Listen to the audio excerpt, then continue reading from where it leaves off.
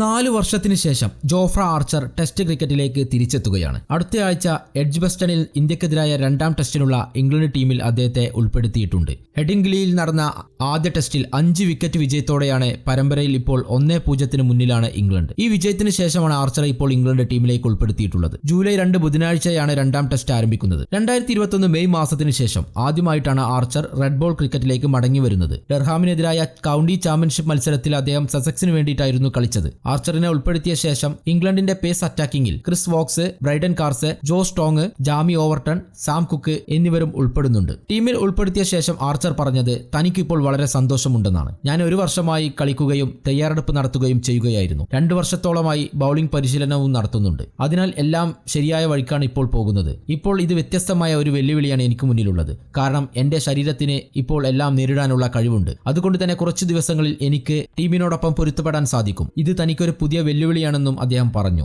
ഇന്ത്യക്കെതിരായ 2ാം ടെസ്റ്റിനുള്ള England team നോക്കുകയാണെങ്കിൽ Ben Stokes captain, Jofra Archer, Shoaib Bashir, Jacob Bethell, Harry Brooks, Brydon Carse, Sam Cook, Jack Rowley, Ben Duckett, Jamie Overton, Ollie Pope, Joe Root, Jamie Smith, Josh സ്റ്റോങ്, Chris Woakes. Indian ടീമിനെ കുറിച്ച് പറയുകയാണെങ്കിൽ എഡ്ജ്ബസ്റ്റണിൽ നടക്കുന്ന 2ാം test മത്സരത്തിൽ നിന്ന് ഇന്ത്യയുടെ super star fast bowler Jasprit ബുംറയെ ഒഴിവാക്കാനാണ് സാധ്യത. തന്റെ ജോലിഭാരം നിയന്ത്രിക്കുന്നതിനാണ് ഈ തീരുമാനം. ജൂലൈ 10 മുതൽ ലണ്ടനിൽ നടക്കുന്ന 3ാം ടെസ്റ്റിൽ ബുംറ തിരിച്ചെത്തുമെന്നും പ്രതീക്ഷിക്കുന്നുണ്ട്.